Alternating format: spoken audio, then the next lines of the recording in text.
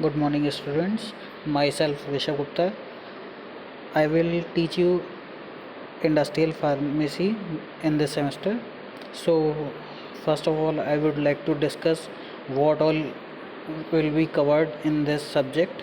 Like, our first unit is pre-formulation studies that will cover physical properties, various chemical properties, and the second unit cover regarding tablets and the liquid orals.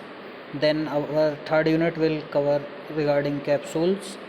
Then our fourth unit will be covering parenteral products. Then and final and last unit will cover regarding the cosmetics. So now coming towards the our first unit, that is our today's session, that is pre-formulation studies.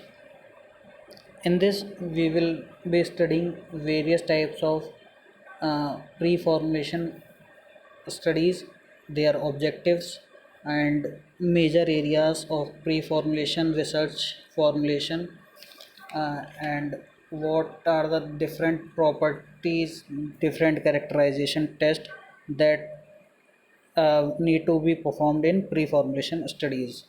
So, starting with the definition of pre-formulation, it is defined as the phase of research and development in which pre-formulation studies characterize chemical and physical properties of the drug in a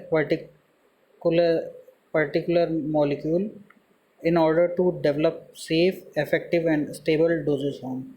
And the word pre-formulation is divided into two small words, pre and formulation.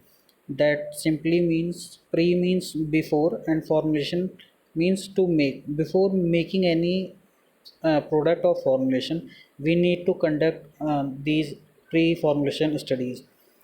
So now coming to the objectives of this pre-formulation studies. The first objective is to establish physico-chemical parameters of new drug entity or new drug compound. The second objective is to determine kinetics, that is rate of reaction and stability of the drug molecule. The third objective is to establish its compatibility with common excipients. The third objective is to establish compatibility with common excipients. And our fourth objective is to insight into how drug products should be processed and stored to ensure its quality for the longer duration of period. And now coming to major areas of pre-formulation research, uh, it can be utilized in various areas. So coming one by one, we will discuss all. First one is organoleptic characters. In this, we can check color, odor, taste, and of the drug, drug product or crude drug. Then coming to the bulk characterization. In this, crystallinity and polymorphism of the crystal structure of the drug is determined. Then coming to the hygroscopicity, and then coming to the powder characteristics. These all come under bulk characterization. Then coming to the solubility analysis. In this, there are various headings like ionization constant, pK, pH and solubility profile, common ion effect, thermal effects, solubilization, partition coefficient, dissolution. And now coming to the two more parameters like stability analysis. Under this, stability in toxicology formulations, then in solution stability, then coming to the pH rate profile, then solid state stability, bulk stability, and compatibility. These all parameters we will study one by one. Then coming to the chemical parameters. Under this, we have hydrolysis, photodegradation of the molecules, then coming to the oxidation. So now, starting from the organoleptic characters, Here in this parameter of characterization, we can measure or view color, odor and taste of drugs. These colors can be the colors, odor and taste that are mentioned in this table are very commonly found. There might be chances that you can have some the colors generally that we find are off white, creamish yellow, brownish, shiny, tan, and the odor that are generally found that are pungent, sulfurous, aromatic, and odorless. The taste that commonly found are acidic, bitter, bland, intense, sweet, and tasteless. Now coming to the bulk characterization, crystallinity. Crystallinity is a crystal habit and internal structure of drug that generally affect bulk and physiochemical properties of molecule. So now let's discuss about the crystal habit and internal structure. The crystal habit is a description of the outer appearance of the solid. Like in a crystal, the outer layer of crystal is known as crystal habit, and the internal structure or the internal arrangement in the molecule or is known as internal structure, and the changes in the internal structure usually alters the crystal habit.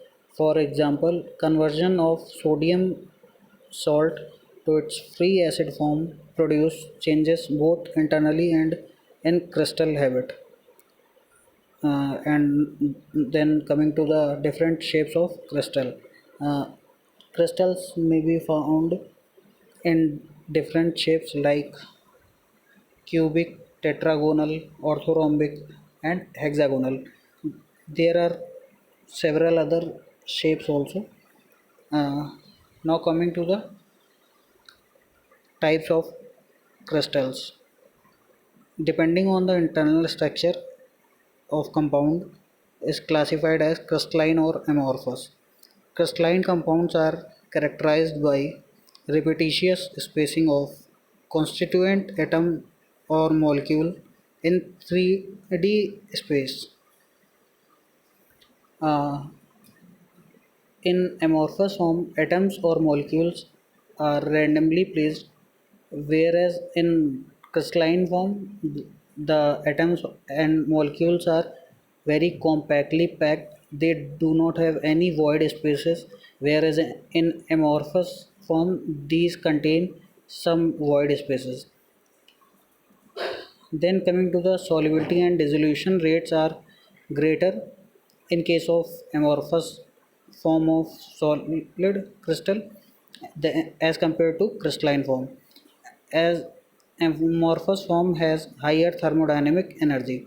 For example, amorphous form of novobiocin is well absorbed, whereas its crystalline form results in very poor absorption.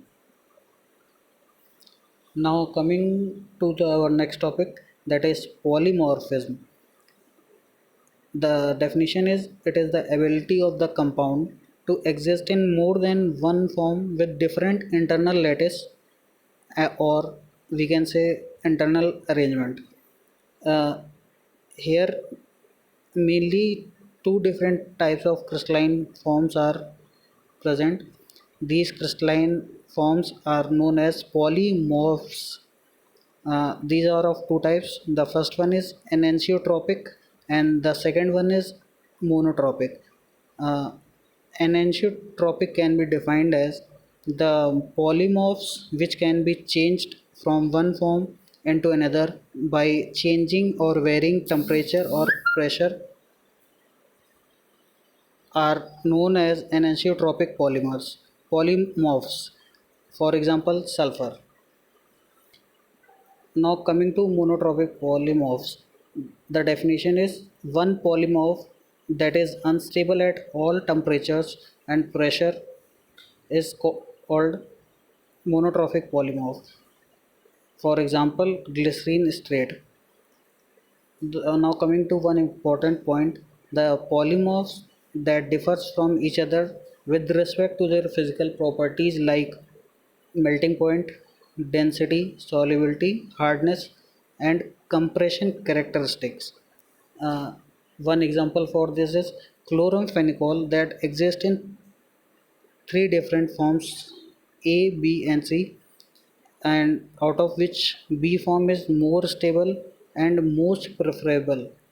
So, in today's session, we will end here. We will continue in next lecture further.